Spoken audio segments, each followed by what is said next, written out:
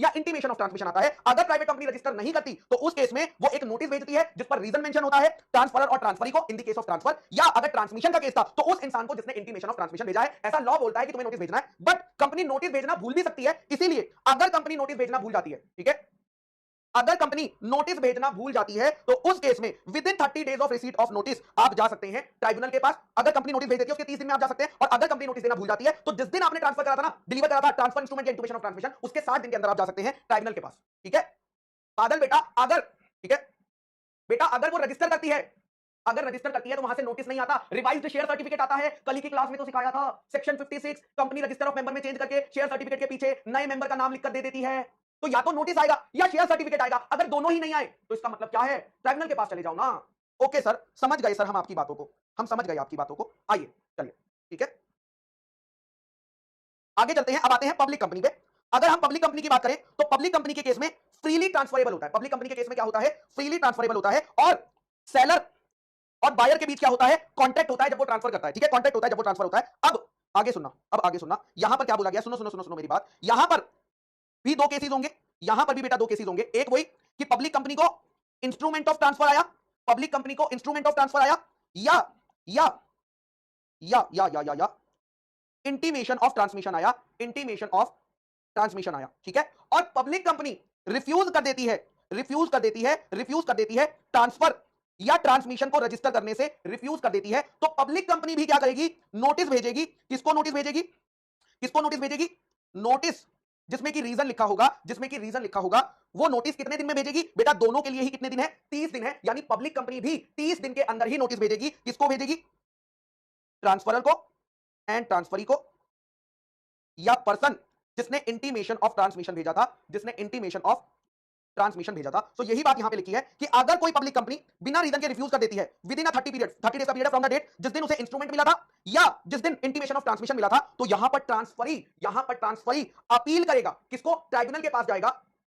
नैना बेटा, instrument of transfer SH4 format में बनता है नैना बेटा, जिसपे की स्टैंप लगी होती है, जिसपे की डेट डली होती है ना, उसका format. But intimation of transmission मतलब एक लेटर भेजा जाता है बस। ठीक है नैना, ओके सर, थैंक यू। चलिए, हाँ, तो यहां पर मेरे बच्चा ट्रांसफरी ट्राइब्यूनल को अपील करेगा, तो यहां पर भी बेटा दो केस होंगे। या तो कंपनी नोटिस भेजेगी, या तो कंपनी नोटिस सेंड करेगी, या कंपनी नोटिस नहीं सेंड करेगी। या तो कंपनी नोटिस भेजेगी या कंपनी नोटिस सेंड नहीं करेगी। ठीक है, अगर कंपनी नोटिस भेज देती है, अगर कंपनी नोटिस भेज देती है, ठीक है, तो उस केस में 60 दिन के अंदर, 60 दिन के अंदर आप ट्राइब्यूनल के पास जा सकते हो। कितने दिन के अंदर, with in 60 days, with in 60 days of refusal. और अगर नोटिस नहीं भेजती है, ठीक है, अगर नोटिस नहीं भेजती है तो 90 दिन, 90, अगर इंटीमेशन नहीं आता तो नोटिस नहीं आता तो 90 दिन जिस दिन आपने डिलीवर करा था, तो यहां पर आ जाएगा with in 90 days, with in 90 days from delivery of transfer instrument, transfer instrument और ट्रांसमिशन इंस्ट्रूमेंट। और ट्राइब्यूनल के पास कौन जाता है, ट्राइब्यूनल के पास जाता है ट्रांसफरी। कौन जाता है, जिसके नाम पर सिक्योरिटीज ट्रांसफर होने वाली थी वो जाता है। ठीक है, तो ये 30 डेज, 60 डेज, 60 डेज, 90 डेज, ऐसे आपको अलग अलग याद रखने हैं। ठीक है, चलिए, उसके बाद मेरे बच्चा वो कह रहे हैं अब ट्राइब्यूनल के पास जब कोई केस आएगा तो ट्राइब्यूनल क्या करता है, सुनवाई करता है। ठीक है, नाउ ट्राइब्यूनल क्या करता है, सुनवाई करता है आफ्टर हियरिंग दी पार्टीज। ठीक है, आफ्टर हियरिंग दी पार्टीज, आफ्टर हियरिंग दी पार्टीज। तो ट्राइब्यूनल पहले क्या करेगा, केस की सुनवाई करेगा आफ्टर हियरिंग दी पार्टीज, और अपना ऑर्डर देगा, अपना ऑर्डर देगा। क्या ऑर्डर दे सकता है, ये पहला ऑर्डर तो वो ये कर सकता है कि तुम फालतू का टाइम वेस्ट करने आगे मेरे पास, वो डिसमिस कर देता है। क्या डिसमिस कर देता है बेटा, अपील को डिसमिस कर देता है कि तुम्हारा, कि कंपनी ने एकदम सही किया है, सही में। अब तुमने डेट कहां लिखी है, देखो डेट कहां है ना, तो यहां पर वो अपील को डिसमिस कर देता है कि ये केस बनता ही नहीं है, तुम फालतू टाइम बर्बाद करने आ गए, सही करा कंपनी ने, रजिस्टर नहीं होना चाहिए था, सही किया, तुम ही फालतू आ गए। या हो सकता है कि तुमने, अगर, या क्या हो सकता है कि वो ट्राइब्यूनल बोले अरे इसमें तो कंपनी की गलती है, कंपनी को तो रजिस्टर करना चाहिए था, तो वो क्या बोलेगी, कंपनी को ऑर्डर देगी, कंपनी को ऑर्डर देकर क्या बोलेगी, ट्रांसफर या ट्रांसमिशन जो रजिस्टर नहीं हुआ है प्लीज उसे रजिस्टर कर लो। कितने दिन में रजिस्टर कर लो, 10 दिन में। मेरे ऑर्डर के, ट्राइब्यूनल के ऑर्डर आने के 10 दिन में क्या कर लेना, रजिस्टर कर लेना, 10 दिन में क्या कर लेना, रजिस्टर कर लेना। ठीक है, तो यहां पर क्या बोलेगी, रजिस्टर दी ट्रांसफर और transmission, register the transfer transmission with in 10 days of receipt of tribunal order. और एक लास्ट, क्या आपको नहीं लगता कि रजिस्टर ऑफ मेंबर्स भी चेंज होना चाहिए, हाँ सर चेंज होना चाहिए, तो ऑर्डर करेगी कि अपने रजिस्टर ऑफ मेंबर्स को क्या कर लो, रेक्टिफाई। रेक्टिफाई का मतलब होता है गलतियों को सुधारना, गलतियों को सुधारना। तो तीसरा क्या है बेटा, तीसरा क्या है, direct rectification, direct rectification of register, of register. अब इसकी वजह से, ठीक है, ठीक है, अब इसकी वजह से मेरे बच्चा क्या क्योंकि कंपनी ने रजिस्टर नहीं करा था तो क्या इसमें नुकसान भी हो सकता है किसी पर्सन का? बिल्कुल हो सकता है भाई। ट्राइब्यूनल के पास जाने में खर्चा भी हुआ होगा हमारा, हाँ या ना? ट्राइब्यूनल के पास एप्लीकेशन फाइल करी होगी, ट्राइब्यूनल के लिए हमने एडवोकेट को हायर किया होगा, वो हमें रिप्रेजेंट कर रहा होगा, वो खर्चा भी हमारा हो गया। तो कंपनी की गलती थी और नुकसान किसका हो गया? हमारी जेब से खर्चा हो गया। क्या ये खर्चा हमें वापस नहीं मिलना चाहिए? तो यही बात आगे लिखी है कि कंपनी को बोलेगा ये कंपनी तुम नुकसान की भरपाई कर दो, जिस भी पार्टी को लॉस हुआ है, ठीक है, जिस भी पार्टी को लॉस हुआ है, कंपनी तुम प्लीज तुम्हारी गलती थी उसकी क्या कर दो? नुकसान की भरपाई कर दो, नुकसान की भरपाई कर दो, ठीक है।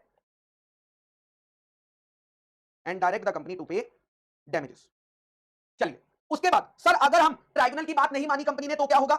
If a person do not follow the tribunal order तो जेल हो जाएगी बेटा, मिनिमम 1 साल की जेल, मैक्सिमम 3 साल की जेल, एंड फाइन लगेगा बेटा मिनिमम 1 साल का, मैक्सिमम 5 लाख का, मिनिमम 1 लाख का, मैक्सिमम 5 लाख का, ठीक है। तो ये आपकी पेनल्टी की समरी यहां पर दी हुई है, इधर पैराग्राफ फॉर्म में दी हुई है और इधर टेबल फॉर्मेट में दी हुई है, इधर टेबल फॉर्मेट में दी हुई है। चलिए इस चार्ट को हम कट कर देंगे, हमें पढ़ने की जरूरत नहीं है। फटाफट से इलुस्ट्रेशन, जल्दी से इलुस्ट्रेशन पढ़ लो, इलुस्ट्रेशन पढ़ लो बेटा।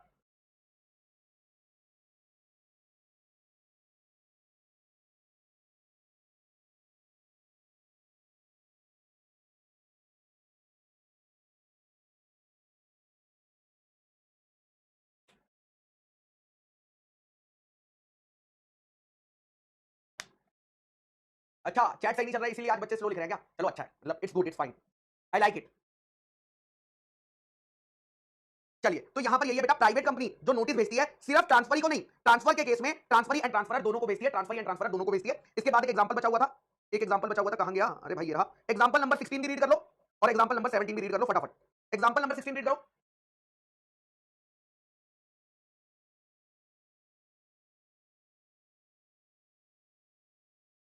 विशेष कह रहा है कल वाले आपके एग्जांपल से, चौमू वाला एग्जांपल लिया था क्या कल मैंने?